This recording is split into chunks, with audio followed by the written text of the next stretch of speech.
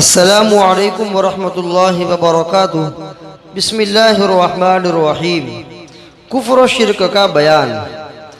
آج کل کثرت سے مسلمان کے عقیدے بھی خراب ہو گئے ہیں۔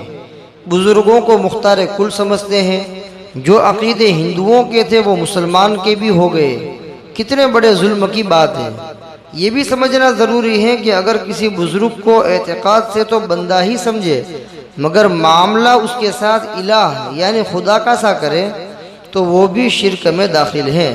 الافاضات جلد 4 صفحہ 581۔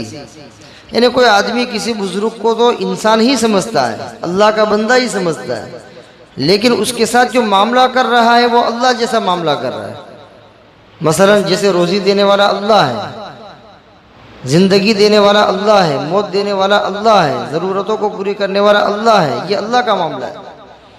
تو اللہ کا جو معاملہ ہے ویسا ہی معاملہ وہ اس بزرگ سے کر رہا ہے، اور اس بزرگ کے ساتھ اس طریقے کا اعتقاد رکھتا ہے کہ جیسے اللہ روزی دیتے اس طرح یہ بھی روزی دینے والے ہیں، جس طرح اللہ زندگی دیتے اس طرح یہ بھی زندگی دیتے ہیں، جس طرح اللہ موت دیتے ہیں اس طرح یہ بھی موت دیتے ہیں، جس طرح اللہ ضرورتیں پوری کرتا ہے اس طرح یہ بھی کرتے ہیں، جس طرح اللہ تعالیٰ مشکلات کو حل کر دیتا ہے اس طرح یہ بھی کر دیتے ہیں۔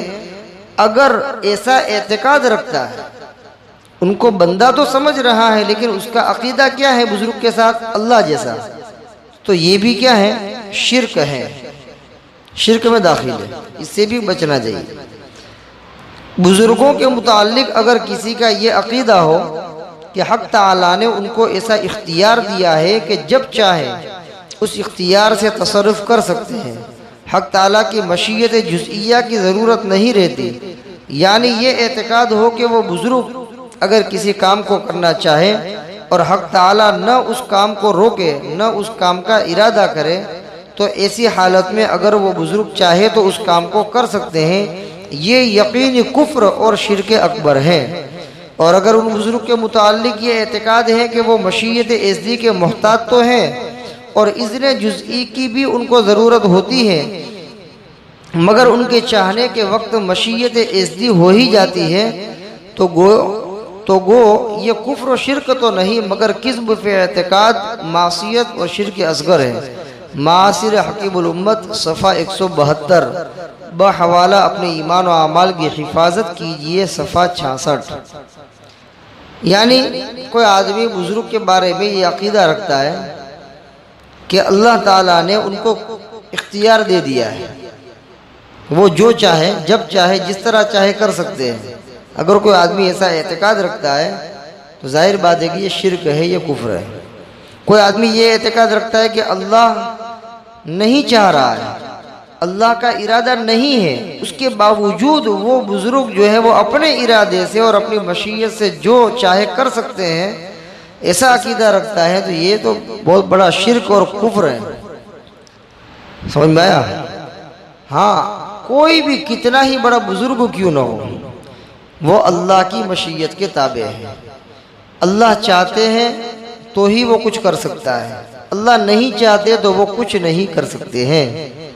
اللہ کے مقرب بندے ضرور ہیں، اللہ کے خاص بندے ضرور ہیں، اللہ کے دوست ضرور ہیں، لیکن دوست اور ولی ہونے کا مطلب ہرگز یہ نہیں ہوتا کہ وہ اللہ کی مشیت کے بغیر، اللہ کے چاہے بغیر وہ اپنے اختیار سے جو چاہے کر سکے، یہ نہیں ہو سکتا ہے۔ سمجھ میں آیا؟ تو اللہ چاہتے ہیں اتنا ہی ہوتا ہے، اللہ نہیں چاہیں گے تو وہ بزرگ بھی کچھ کر سکیں گے نہیں۔